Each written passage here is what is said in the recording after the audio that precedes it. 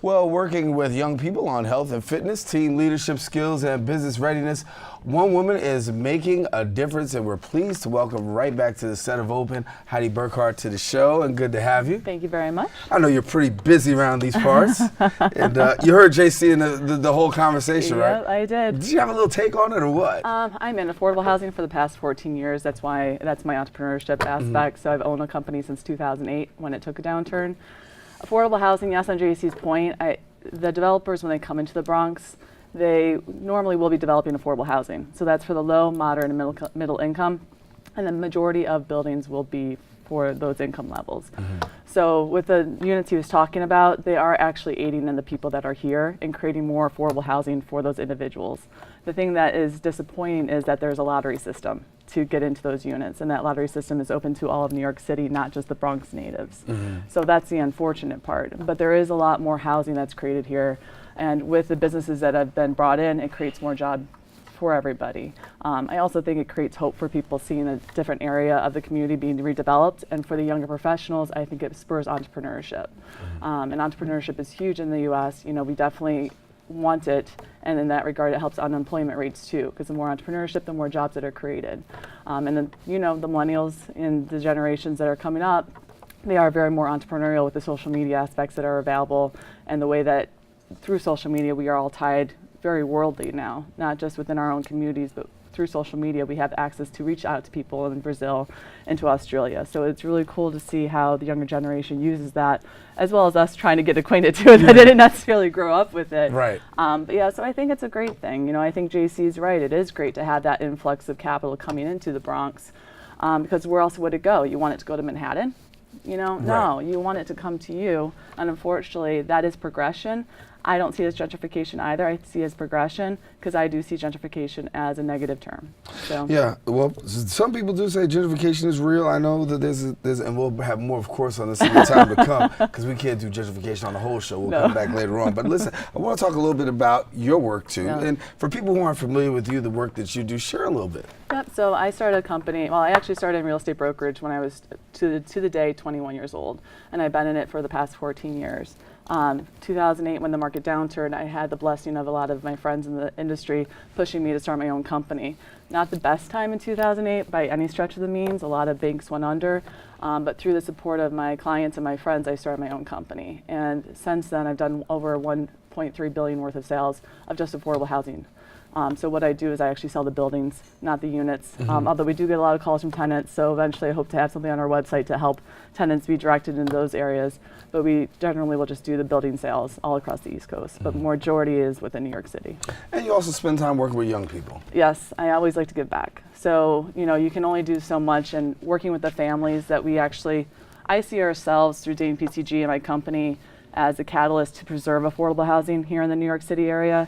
And through preserving affordable housing, when you see a dilapidated building, and it's not the owner's fault, it's the company that the building is owned by can't afford to do the renovations, the owner recognizes this and lets it trade hands. And when it trades hands, the city agencies give different subsidies and monies to rehabilitate the property. And by that, they rehabilitate the units, which actually rehabilitate someone's life. So it's really cool when you see that. And I wanted to take my legacy, my career one step further, and saying I want to mentor those people in those communities, because they are so many underserved, overlooked individuals that have so much potential to go further and already are wanting to go further. You know, the Latino community has tripled in entrepreneurship since 1990. That's awesome. And that's New York City. You know, there is a big Latino community here, and I want to help progress that even further.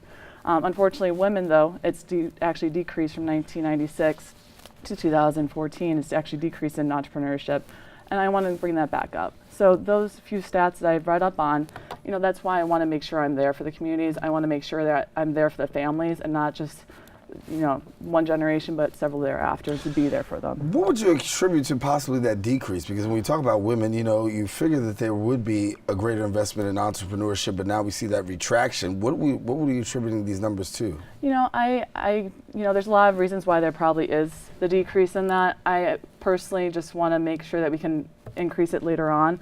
I think there needs to be stronger role models for females. You know, Kim Kardashian has done a great job creating an empire, but she doesn't show the marketing that she's put behind it. They don't show what actually went into them being this social media brand. I'd rather them show us that. And when I Googled Kim Kardashian and charity, there was nothing that really came up, and that's upsetting to me. I want to see those people be role models, not just Instagram models. Right. There's so many Instagram models out there, or wannabes. Don't be a role model. Yeah, social media has. I can say a lot about that. That's a show. That's a show all by itself. We'll get JC on that one too. Yeah. We'll bring him. Yes, and you know what he'll bring to the table. Talk to us about health, because you are a person that's working great in health and fitness as well, and you do well with keeping the body right. Yep. So, in regards to the mentorship that I do with the young, a lot of actually young lady Latinos in the community, and with them, usually I'll try to help them in regards to trying to find out where they want to go to. And same with the men that I mentor. I think when you're coming out of college, you don't know where you want to go because there's so many options, and people forget to go back to the basics. And they forget to see that it's not a job you want a career. So many people are looking for jobs to make ends meet, but you really need to start looking at the long-term effects, because in 5 to 10 years, you're going to regret not taking that risk, where you could have been a lot better off. And that's what I try to make sure people see, not just the younger generation, but everybody. If they're in their 40s or 50s, I mentor people there too. You really need to start looking at life as a career, not just jobs. And that's a huge thing that it's hard because you're trying to make ends meet. I've been there. I was broke for 3 years eating peanuts, like literally peanuts and raisins. I know it sucks, but trying to make sure you create a career and a legacy is more important than just making the short-term gains, the jobs. So that's what I try to make sure that I bring, and through my work as well, through the fitness, obviously. Right. Talk to me about what was the turning point for you. Obviously, when you talked about going through that hard period, peanuts and raisins, I mean, what became the turning point? The turning point for me was just a lot of people told me I was too nice to succeed here in New York City. A lot of people created a lot of lies about who I was and what I was doing. And my turning point was growing up, to be quite honest with you, and not letting that affect me and just letting it just be noise to just disregard. That's when my turning point was, and I was still broke as hell, had debt, but just knowing that I was doing what I wanted to do, and that I knew that I was going to succeed. I was helping so many families in affordable housing. I was putting things into contract, knowing that they would close. It takes about 1 year to 3 years to close affordable housing. So I just knew I had things in contract, and I knew that I was doing really good for the community.